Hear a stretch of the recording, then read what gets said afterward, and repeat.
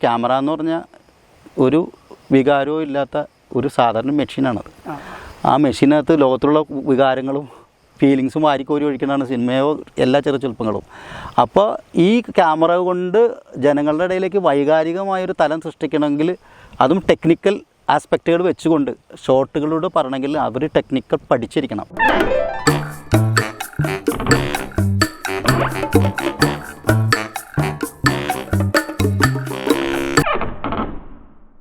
നമ്മളൊരു കഥാബീജം അല്ലെങ്കിൽ ഒരു കഥ തുടങ്ങുന്ന ഒരാൾക്ക് അല്ലെങ്കിൽ കഥ പറയുന്ന ഒരാൾക്ക് അദ്ദേഹത്തിൻ്റെ ക്വാളിറ്റി എന്തായിരിക്കണം, എന്ത് കാറ്റഗറിയിലുള്ള ഒരാളായിരിക്കണം, അല്ലെങ്കിൽ അദ്ദേഹത്തിന് എന്തൊക്കെ അറിഞ്ഞിരിക്കണം, ഒരുപാട് പഠിച്ചിരിക്കണോ? സാർ നേരത്തെ പറഞ്ഞ ഒരുപാട് അറിവിൻ്റെ ആവശ്യമുണ്ടോ?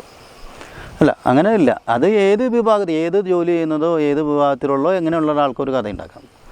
അയാളുടെ മനസ്സിലൊരു കഥ ഉണ്ടാകുമ്പോൾ അയാൾക്ക് ചിലപ്പോൾ ഒരു സാഹചര്യം, ചിലപ്പോൾ ഒരു പറഞ്ഞ പോലെ അയാളെ ഷോക്ക് ചെയ്യുന്ന ഒരു ഇൻസിഡൻ്റ് ആവും, അല്ലെങ്കിൽ അയാൾക്ക് ഫീൽ ചെയ്തൊരു ഫീലിങ്ങിൻ്റെ ഉള്ളിൽ തന്നെ അയാളിൽ നിന്ന് തന്നെ പല രീതിയിലും ഉണ്ടാവുമല്ലോ കഥ.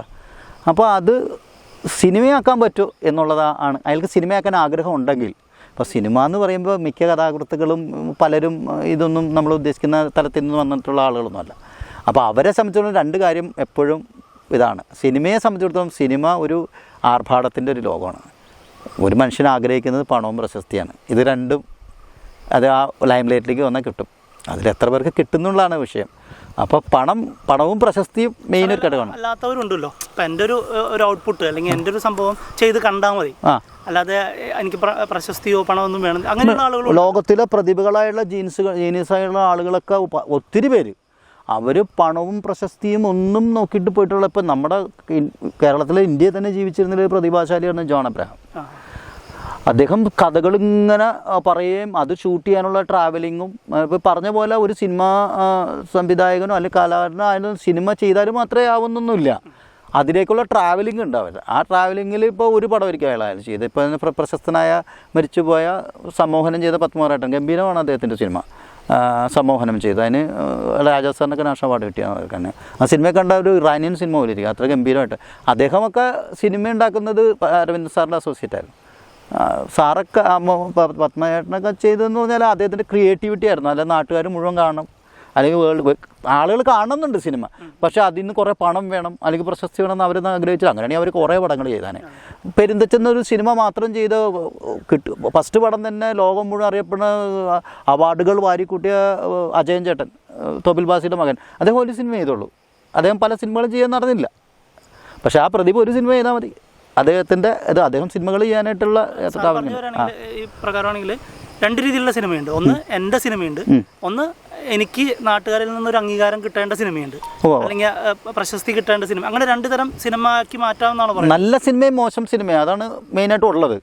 അതിൽ ചിലർ പറഞ്ഞാൽ എൻ്റർടൈൻമെൻറ്റ് സിനിമ എന്നുള്ള വിഭാഗത്തിലാണ് കൂടുതൽ പേര് ഇത് ചെയ്യുന്നത്. അതായത് കച്ചവട സിനിമ. ഞാൻ ഈ സിനിമ ചെയ്യുന്നത് പ്രേക്ഷകരെ കാണിക്കാനാണെന്നു. അത് പ്രേക്ഷകർ സിനിമ തിയേറ്ററിൽ വെച്ച് കണ്ട് അതിന് പൈസ കിട്ടണം, തിരിച്ച് കിട്ടണം. പൈസ മുടക്കാൻ ഒരാൾ ഉണ്ടാവുക, അതിനുശേഷം ആ പൈസ തിരിച്ച് അതിൻ്റെ ലാഭകരമായിട്ടുള്ള രീതിയിൽ കൊണ്ട് അങ്ങനെ കച്ചവട സിനിമകൾ ചെയ്യുന്ന ആളുകൾ കൂടുതലാണ്. അവർക്കത് പണവും പ്രശസ്തിയും ആഗ്രഹിക്കണം. പക്ഷേ യഥാർത്ഥത്തിൽ ടോൾസ്റ്റോയ് പറഞ്ഞേക്കണം വാട്ട് ഈസ് ആർട്ട് എന്നുള്ളതിനകത്ത്, വാട്ട് ഈസ് ആൻ ആർട്ട് എന്നുള്ളതിനകത്ത് അദ്ദേഹം പറഞ്ഞത് കലയ്ക്കുള്ളിൽ പണം വന്നാൽ, ധനം വന്നാൽ അത് കലയില്ലാണ്ടായി പോകും എന്നാണ്. യഥാർത്ഥ കലയില്ലാണ്ടായി പോകും. അതിൻ്റെ ഉദാഹരണം അത് ചിലർ കളിയാക്കി പറയാറുണ്ട്. ശരിക്കും പറഞ്ഞാൽ നമ്മളൊരു സിനിമ ചെയ്യാൻ ഉദ്ദേശിക്കുന്നു, നദിയുടെ സിനിമ മാത്രമാണ്, നദിയെക്കുറിച്ചുള്ളൊരു സിനിമയാണ്. അതിനകത്ത് ആർട്ടിസ്റ്റുകളൊന്നുമില്ല, കലാകാരൊന്നുമില്ല. ഞാൻ നദിയെക്കുറിച്ച്, പക്ഷേ എനിക്ക് അത് ഗ്രാഫിക്സ് വേണം, അതിന് വേണ്ടിയിട്ട് കോടികൾ മുടക്കാനുണ്ടാവും. പക്ഷേ നായകന്മാരൊന്നുമില്ല. നദിയാണ് മെയിൻ വിഷയം. അതിന് എത്ര പേര് പണം മുടക്കുന്ന സംഭവങ്ങളൊന്നും നമുക്കറിയില്ല. അപ്പോൾ സിനിമയെ സംബന്ധിച്ചിടത്തോളം കല ചെയ്യുമ്പോൾ അയാൾ ഒരു കഥ പറഞ്ഞു, ചിലപ്പോൾ അയാൾ പറഞ്ഞ് ആരെങ്കിലും ഒരു പ്രൊഡ്യൂസറാണ് അത് എടുക്കാം. അതിൻ്റെ മനോഹരമായിട്ടുള്ളൊരു വിഷ്വലായിരിക്കും അയാൾ കാണുന്നത്. അതിനകത്ത് നായകനുണ്ടോ പ്രതിനായകനുണ്ടോ, ശുഭ പര്യവസായ തീർക്കണോ, ഇത് ഏത് സ്ഥലത്തു നിന്ന് തുടങ്ങണം എന്നോ അങ്ങനെ സംഭവമൊന്നുമില്ല. സിനിമയ്ക്ക് അങ്ങനെ നിയതമായിട്ടുള്ള ഒരു സംഭവങ്ങളും ഇല്ല. ഇന്നത് ചെയ്യാൻ പാടില്ല എന്നുണ്ട് സിനിമയിൽ. കാരണം അതിനൊരു ഉദാഹരണം പറഞ്ഞാൽ, നമ്മൾ ആൾക്കാർ കണ്ടുകൊണ്ടിരിക്കുമ്പോൾ, ഉദാഹരണം ഇപ്പം നമ്മൾ ആദ്യം ഒരു ഷോട്ട് എടുത്തു, ഒരു വണ്ടി നേരെ നമ്മൾ ക്യാമറ വെച്ചിട്ട് ഫ്രണ്ടിൽ വെച്ചിട്ട് ഒരു വണ്ടി ബസ് വന്നുകൊണ്ടിരിക്കുന്നു.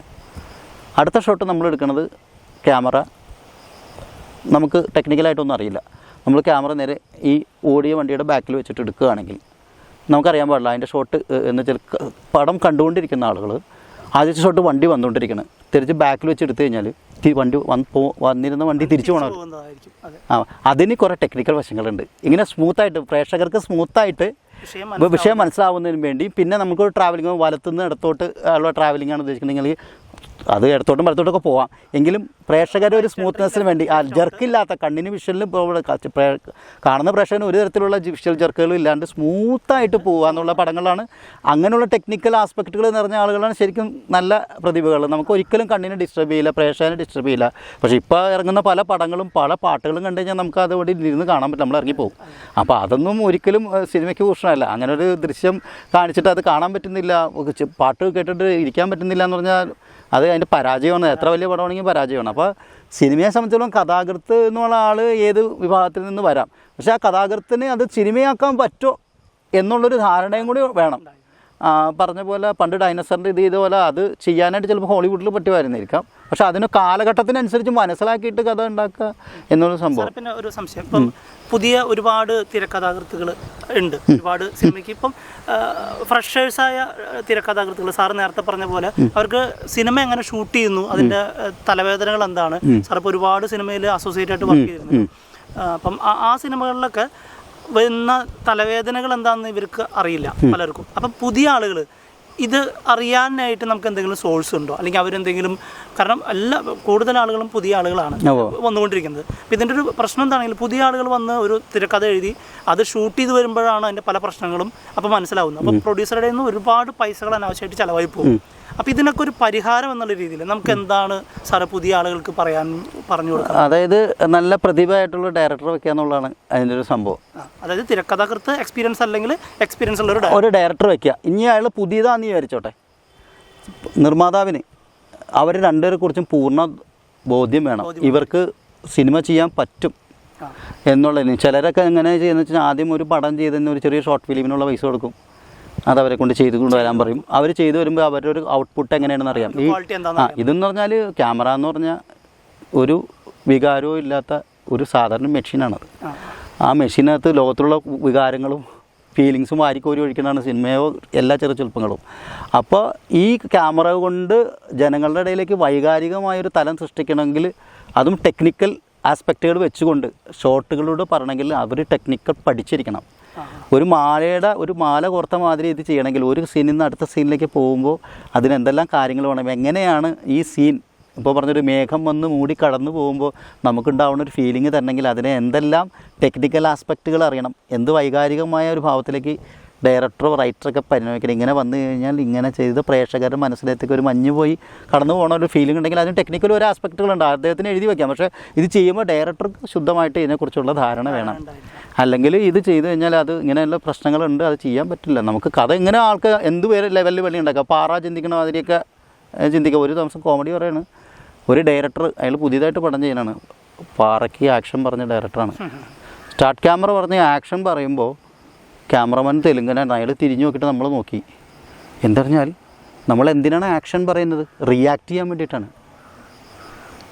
അദ്ദേഹം സൂം ഇന്നാണ് ഉദ്ദേശിച്ചത്. അതായത് ക്യാമറമാനോടുള്ള ആക്ഷനാണ് പറഞ്ഞത്. ക്യാമറയുടെ ആക്ഷൻ അല്ല, അയാൾ സൂം ഇന്നാണ് ഉദ്ദേശിക്കുന്നത്. അദ്ദേഹത്തിന് ടെക്നിക്കൽ വേർഡ് അറിയില്ല.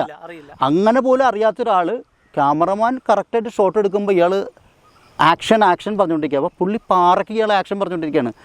പറയേണ്ടത് സൂമിൻ എന്നുള്ള വേർഡാണ്. അപ്പോൾ അത് അയാൾക്ക് അറിയില്ല.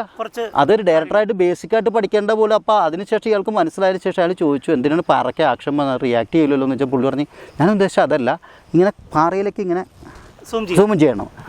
ആ സൂമിൻ ആണല്ലോ ഉദ്ദേശിച്ചത്. സോ എന്ന് പറഞ്ഞിട്ട് പുള്ളി അത് വീണ്ടും മറ്റൊരു ടെക്നീഷ്യന് അറിയുന്ന രീതിയിലുള്ള അതന്നെ. അപ്പോൾ ഇതുപോലുള്ള ടെക്നിക്കൽ കാര്യങ്ങൾ അറിയാണ്ടിരുന്നാൽ ഷൂട്ടിങ്ങിനെ അത് ഓരോ ഷോട്ടും വെച്ച് ഒത്തിരി ഘടകങ്ങൾ ഒരു ക്യാമറ ചെയ്യണത് അതിനൊക്കെ ഭയങ്കരമായിട്ട് ബാധിക്കും. നമ്മൾ 10 ദിവസം എടുക്കേണ്ട സ്ക്രീൻ 100 ദിവസം ആവും. അപ്പോൾ ഈ SP വ്ളോഗിൻ്റെ ചർച്ചകളും അതിനെക്കുറിച്ചുള്ള സംവാദങ്ങളൊക്കെ ഇനിയും തുടരും. ഇതിന് ഒത്തിരി കാര്യങ്ങൾ പറയാനുണ്ട്. ഇതിപ്പോൾ പറഞ്ഞ പോലെ ഒരു കടലാണ് സിനിമ എന്നൊരു കടലാണ്. ആ കടലിൻ്റെ തീരത്ത് മണൽത്തരി വറുക്കുന്ന ആൾക്കാർ മാത്രമാണ് നമ്മൾ. അപ്പോൾ സിനിമ പഠിക്കുന്ന സിനിമയ്ക്ക് വർഷങ്ങളോളമുള്ള നൂറ്റാണ്ടുകളുടെ പഴക്കമുണ്ട്, ചരിത്രമുണ്ട്. അതിൽ കണ്ണീരും ഉപ്പും കണ്ണീരൊക്കെ കലർന്ന ഒത്തിരി പേരുടെ വിജയിച്ചവരുടെയും പരാജിതരുടെയൊക്കെയാണ് സിനിമയെക്കുറിച്ച് പഠിക്കണമെങ്കിൽ നമ്മൾ അതിനെക്കുറിച്ചുള്ള എല്ലാം പഠിക്കണം എന്നുള്ളതാണ്. നമ്മൾ ഇന്ന് കാണുന്ന സിനിമയിലേക്ക് എത്താൻ വേണ്ടിയിട്ട് ഒത്തിരി പേരുടെ കണ്ണീരും ഒക്കെ കടന്ന് ഒക്കെ ജീവിതം മുഴുവൻ അർപ്പിച്ചിട്ടുള്ളതാണ്. അപ്പോൾ ഇനിയും ഇതേപോലെയുള്ള ചർച്ചകളും സംവാദമായിട്ട് നമുക്ക് തുടർന്ന് പോകാം. പിന്നെ നിങ്ങൾക്ക് ഇപ്പോൾ ഇത് കാണുമ്പോൾ നിങ്ങൾക്ക് എന്താണ് ഫീൽ ചെയ്യുന്നത് വെച്ചാൽ നിങ്ങൾ വിമർശനങ്ങൾ, അതേപോലെ തന്നെ നിങ്ങൾക്ക് എന്തെങ്കിലും സംശയം ഉണ്ടെങ്കിൽ ഒക്കെ ഇതിനകത്ത് ചോദിക്കാം.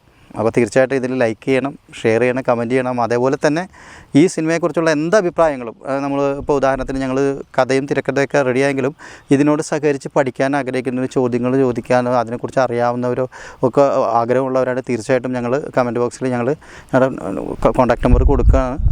കമൻറ്റ് ബോക്സിൽ എഴുതുക, ഞങ്ങളുടെ കോൺടാക്ട് നമ്പർ ഉണ്ടാവും അതിനകത്ത്. അപ്പോൾ തീർച്ചയായിട്ടും അതിൽ നിങ്ങൾ ബന്ധപ്പെട്ട് കഴിഞ്ഞാൽ നിങ്ങൾക്കുള്ള മറുപടിക്ക് ചോദ്യങ്ങൾക്ക് ഞങ്ങൾക്ക് കഴിയുന്ന മറുപടി തരാം. അതുപോലെ തന്നെ നിങ്ങൾക്ക് എന്തെങ്കിലുമൊക്കെ ഡൗട്ട് ഉണ്ടെങ്കിൽ എവിടെയെങ്കിലും ഉയർന്ന് പഠിക്കണം എന്നുണ്ടെങ്കിലോ അതിനെക്കുറിച്ച് ഡീപ്പായിട്ട് എന്തെങ്കിലുമൊക്കെ അറിയണമെന്നുണ്ടെങ്കിൽ തീർച്ചയായിട്ടും ഞങ്ങൾ കഴിയാവുന്ന ഹെൽപ്പ് നിങ്ങൾക്ക് ചെയ്യും. ഞങ്ങൾക്കറിയാവുന്ന വിവരങ്ങൾ നിങ്ങൾക്ക് തീർച്ചയായിട്ടും ഞങ്ങൾ പകർന്നു തരും. അതുകൊണ്ട് ഈ SP വ്ളോഗ് എല്ലാവരും സബ്സ്ക്രൈബ് ചെയ്യണം, ലൈക്ക് ചെയ്യണം, ഷെയർ ചെയ്യണം. Thank you. സീൻ എന്തിനു വേണ്ടിയിട്ടാണ്? അങ്ങനെ ഓരോ സീനിനും ഓരോ ഉദ്ദേശമുണ്ട്. ആ ഉദ്ദേശത്തിൽ അല്ലെങ്കിൽ ഇന്ന കാര്യങ്ങൾ ഇത്ര അളവിൽ മാത്രമേ പറയാൻ പാടുള്ളൂ.